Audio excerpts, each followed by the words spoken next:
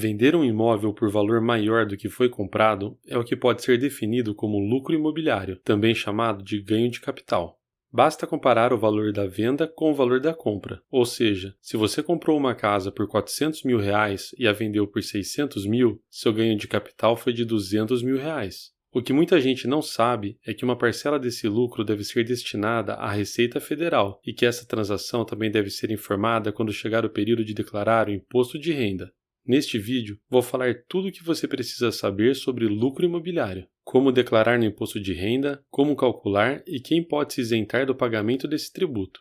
O imposto sobre lucro imobiliário é uma alíquota baseada no ganho de capital. Ela é aplicada pela Receita sobre o valor lucrado por quem vende um imóvel por valor maior do que o custo de aquisição do bem. Ao contrário do que muitos ainda pensam, a porcentagem do lucro imobiliário já não é mais fixa há alguns anos. Antes, a porcentagem a ser aplicada para pagamento do imposto era uma só, 15%.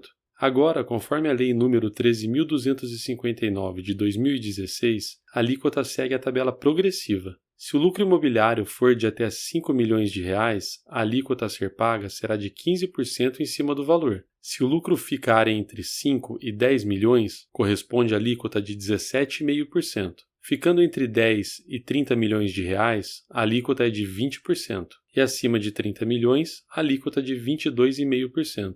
O pagamento desse imposto não ocorre junto com o imposto de renda. O tributo deve ser pago até o último dia do mês posterior à conclusão da venda para o novo proprietário, por meio do pagamento de um DARF de ganho de capital. Estes são os passos para efetuar o pagamento desse tributo. Primeiro, acesse a página da Receita Federal na internet.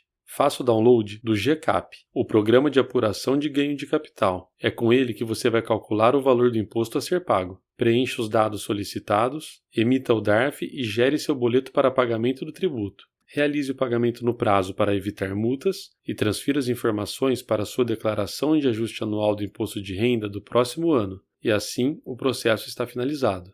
Algumas situações podem reduzir o valor do imposto a ser pago. A primeira opção para quem quer reduzir o tributo pago sobre o lucro da venda de um imóvel é a apresentação e comprovação de despesas com a propriedade. Entram nessa conta os gastos com escritura, registro, honorários de corretagem, valores investidos em reformas, ITBI e juros de financiamento. Todas essas despesas de atualização do valor histórico do imóvel precisam estar apresentadas no Programa da Receita Federal, acompanhadas de suas notas ou comprovantes fiscais. Outra opção de minimização da taxa sobre lucro imobiliário está relacionada ao ano de aquisição do imóvel pelo proprietário original. O imposto diminui progressivamente para imóveis comprados entre 1970 e 1988, pois recebem de 95% a 5% de isenção seguindo o ano de aquisição do bem. A cada ano são subtraídos 5% no valor do tributo. Já imóveis comprados até 1996 têm 70% de isenção. Há também condições que permitirão a isenção quanto ao pagamento desse tributo. É o caso de todos aqueles proprietários que venderem seus imóveis adquiridos até 1969. Também está isento quem vender um imóvel por R$440 mil ou menos, for proprietário de um único bem e não ter vendido nenhum outro imóvel nos últimos 5 anos. Outra situação que isenta o vendedor da tributação é a de quem vendeu um imóvel, mas dentro de 180 dias após a assinatura do contrato, comprou outra propriedade residencial utilizando o valor da venda. Nesse caso, se o valor integral da venda não for utilizado, haverá pagamento de tributo proporcionalmente à quantidade restante do lucro.